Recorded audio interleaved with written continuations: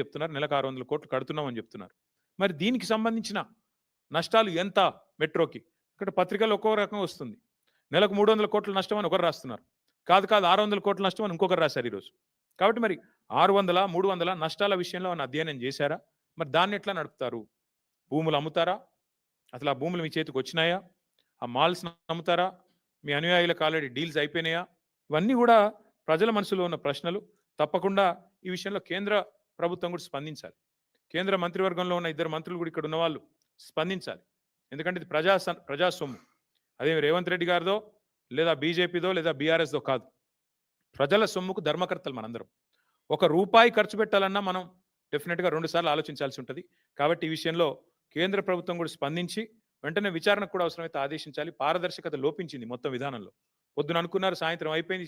సాయంత్రం ఇద్దరు షేక్ హ్యాండ్లు ఇచ్చుకొని శాల్వాలు కప్పుకొని స్టేట్మెంట్లు ఇస్తే నడవదు.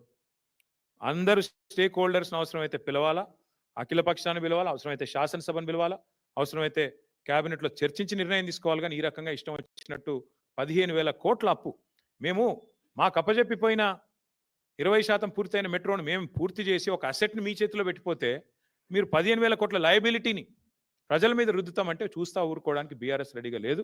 Will definitely take it to the people of Hyderabad. ఎందుకంటే ఇది హైదరాబాద్ ప్రజలతో మీరు చేస్తున్న దోకా. ఇది హైదరాబాద్ ప్రజలకు మీరు 15,000 కోట్ల రుణం ఏదైతే రుద్దుతున్నారో ఒక ప్రైవేట్ వాడికి తీసుకొని, నేను ఇవాళ ఇంకా విచిత్రం, ఈ నిర్ణయం ప్రకటించగానే ఎల్ఎన్టీ స్టాక్ 3 రెట్లు పెరిగిందంట. 3% పెరిగిందంట. ఇప్పుడే చూస్తా ఉన్నాను ఇక్కడికి వచ్చేటప్పుడు. 3% ఎల్ఎన్టీ స్టాక్ పెరిగింది. మరి వాళ్ళకి లాభం వస్తుంది స్టాక్ పెరిగితే. నీకేమొచ్చింది రాష్ట్రానికి? మీరు చెప్పండి నాకు. రాష్ట్ర ప్రభుత్వానికి వచ్చిన లాభం ఏంది నిర్ణయం వల్ల? ప్రైవేట్ వాడు వదిలించుకున్నాడు, నీకు అంటగట్టిండు. నువ్వు వాళ్ళ చేతిలోనే ఉండి నడిపించేది మేము నడపలేదా 10 ఏళ్ళు? నువ్వు కూడా అట్టే నడపాల్సింది. వాళ్ళ కాంట్రాక్చువల్ ఆబ్లిగేషన్ ఉంది. ఏ కారణం చేత, ఏ లోపాయికారి ఒప్పందం చేత, ఏ ముడుపుల కోసం, ఏ కమిషన్ల కోసం, వేటి కోసం రేవంత్ రెడ్డి గారి నిర్ణయం తీసుకున్నారు? సమాధానం చెప్పాలి. భూముల కోసమా, ముడుపుల కోసమా? అందుకే ఈ విషయంలో పారదర్శకత లోపించింది. కాబట్టి కేంద్ర ప్రభుత్వం కూడా జోక్యం చేసుకోవాలని మేము డిమాండ్ చేస్తున్నాం. అట్లాగే మిగతా సెంట్రల్ మెట్రో యాక్ట్ ఉంది, స్టేట్ మెట్రో యాక్ట్ ఉంది. వాటికి అనుగుణంగా ఇది జరగలేదు. డెఫినెట్గా ప్రజల దగ్గరికి పోతాం. అవసరమైతే ఇంకా ఏ రూపంలో ముందుకు పోవాలో నిపుణులతో చర్చించి, పెద్దలతో చర్చించి నిర్ణయం తీసుకుంటాం. ఈ ప్రశ్నలన్నిటికీ ప్రభుత్వం నుంచి సమాధానం వస్తుందని ఆశిస్తున్నాం. రాకపోతే వారిని వదిలిపెట్టం, ప్రశ్నిస్తూనే ఉంటామని మీకు తెలియజేస్తాం. మీకేమైనా డౌట్ ఉందా? భూములు అమ్ముకోవాలి, రేవంత్ రెడ్డి గారు ఏం చేసినా దాని వెనకాల ఒక స్కీమ్ ఉంటుంది. ఆ స్కీమ్ వెనకాల స్కామ్ ఉంటుంది. పక్కా ఇది. ఆయన పేరుకి ముఖ్యమంత్రి, కానీ ఆయన దందా బ్లాక్మెయిల్. కాబట్టి మీరు చూస్తారు కదా. నేను ఇంకోటి కూడా ఇదేమో ఇప్పుడు నేను చెప్పించాలి ఒక విషయం. ఇంకో పెద్ద విషయం కూడా ఇంకో 4-5 రోజుల్లో చెప్తాను. నేను ఇంకో కార్పొరేట్ సంస్థను కూడా ఎట్లా బ్లాక్మెయిల్ చేస్తారో అది కూడా చెప్తాను, ఆధారాలతో సహా చెప్తాను. బాంబులేటి గారు, తర్వాత పాపం కాంగ్రెస్ వాళ్ళు 2 ఏళ్లుగా కళ్ళు గంటూనే ఉన్నారు. వాళ్ళ కళ్ళు కాచిపోతా ఉన్నాయి చూసి. మమ్మల్ని అరెస్ట్ చేసుకుంటారా, ఏం చేసుకుంటారని ఇదే వేదిక ద్వారా ఇక్కడ గతంలో చెప్పాను. నేను మీకు ఏం చేసుకుంటారో చేసుకోండి, నేను తప్పు చేయలేదని చెప్పాను. ఇప్పుడు కూడా అదే చెప్తున్నాను, ఏ తప్పు చేయలేదు. ఎంత ధైర్యం ఉంటే నేను ఒక మంత్రిగా పనిచేసిన వాడిని 10 ఏళ్ళు లై డిటెక్టర్ టెస్ట్ తీసుకుంటాను అని చెప్పాను. రేవంత్ రెడ్డి గారు కూడా తీసుకుంటారా అని అడిగాను. ఆయన మీద ఏసీబీ కేసు ఉంది, నా మీద ఏసీబీ కేసు ఉంది, రండి అని చెప్పాను. ఇప్పుడు కూడా మళ్ళీ అదే ఆఫర్ ఇస్తున్నా. ఇట్లాగే కెమెరాలు పెట్టండి, ఒక 10-15 లై డిటెక్టర్ టెస్ట్ నేను మీ కెమెరాల ముందు తీసుకుంటా. నేను తప్పు చేయలేదు. నిజాయితీకి ధైర్యం ఎక్కువ. సరే, దానికి కొంతమంది అహంకారం అనొచ్చు కాక. కానీ నేనేమంటానంటే అల్టిమేట్గా నేను తప్పు చేయలేదు కాబట్టి నాకు ఆ ధైర్యం ఉంది. కానీ ఇది అప్రస్తుతం, అనవసర విషయం. అరెస్ట్ చేసుకుంటారా, ఏం చేసుకుంటారో వదిలేయండి. నాది పెద్ద ఇష్యూ కాదు. నన్ను అరెస్ట్ చేస్తే ఆయన కొంత పైశాచిక ఆనందం వస్తుంది కావచ్చు, అది కూడా ఓకే. కానీ మేము వదిలిపెట్టాం కాంగ్రెస్ పార్టీని.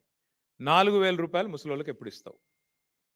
2,500 ఆడబిడ్డలకు ఎప్పుడు ఇస్తావు? స్కూటీలు ఎప్పుడు ఇస్తావు? తులం బంగారం ఎప్పుడు ఇస్తావు? నువ్వు ఎన్ని డైవర్షన్ గేమ్లు ఆడినా మేము మాత్రం అదే పట్టుకుంటాం. మా ఇష్యూ చిన్నది. మమ్మల్ని అరెస్ట్ చేసుకుంటారా, కేసులు పెడతారా, ఏం చేస్తారా, అదోకే. మేము ప్రజల తరపున అడుగుతూనే ఉంటాం, వదిలిపెట్టాం.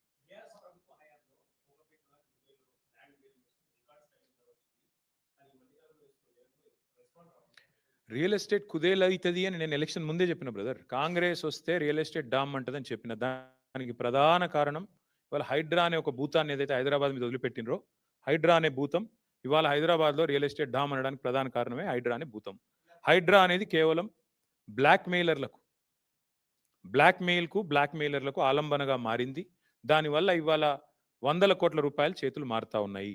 హైడ్రా అనే సంస్థ వల్ల ఇవాళ బిల్డర్లను, అదేవిధంగా కాంట్రాక్టర్లను బెదిరించడానికి, కొంతమంది స్థలం యజమానులను బెదిరించడానికి, మీరు చూడండి హైడ్రా అనేది పెద్దవాళ్లకు మాత్రం చుట్టం, పేదవాళ్లకు మాత్రం భూతం. ఒక్క పెద్దవాడి ఇల్లన్నా హైడ్రా పోయి కొట్టే పరిస్థితి ఉందా ఇవాళ?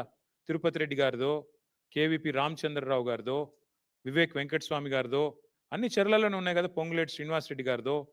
ఏది హైడ్రా అనేది పోదు, అక్కడ దగ్గర దగ్గర కూడా పోదు. కానీ పేదవాళ్ళ ఇంటికి మాత్రం పోయి ఇష్టం వచ్చినట్టు కూలగొడతారు. అందుకే నేను చెప్తా ఉన్నా హైదరాబాద్ ప్రజలకి, ఈ హైడ్రా అనే భూతాన్ని వదిలించుకోవాలంటే కాంగ్రెస్ అనే ఇంకో పెద్ద భూతాన్ని వదిలించాలి. దయచేసి ఆలోచించండి. లేకపోతే హైడ్రా మళ్ళీ కాంగ్రెస్ ఓటేసి వాళ్ళకు అవకాశం ఇస్తే మనం ఖచ్చితంగా మన ఇల్లు కూలగొట్టమని లైసెన్స్ ఇచ్చినట్టే అవుతుంది. ఎంత విచిత్రం అంటే బ్రదర్, మేమేమో ప్రజల సమస్యలు మాట్లాడతాము, యూరియా గురించి మాట్లాడతాము, గ్రూప్ 1లో జరిగిన సమస్యల గురించి మాట్లాడతాము. ఇది ఏది ఆర్ఎస్ బ్రదర్స్ ఎవరు మాట్లాడరు. వాళ్ళకి కావాల్సింది ఏంది? కేటీఆర్ ఏ కార్లో తిరుగుతున్నాడు, తప్పు చేస్తే కేసు పెట్టిన వద్దంటలేదు, కానీ నేను తప్పు చేయలేదని చెప్తున్నా ఓపెన్గా. ఏందన్న తప్పు చేస్తే ఇద్దరు ప్రభుత్వాల్లో ఉన్నారు కదా, కేంద్రంలో మీరున్నారు, రాష్ట్రంలో వారున్నారు. పెట్టండి, ఏం కేసులు పెడతారో పెట్టండి, ఏం విచారణలు చేస్తారో చేయండి, మాకు అభ్యంతరం లేదు. ఇవన్నీ ఇప్పుడు అన్ని పోతే ఎల్ఎన్టీది ఎక్కడ పోద్దాం?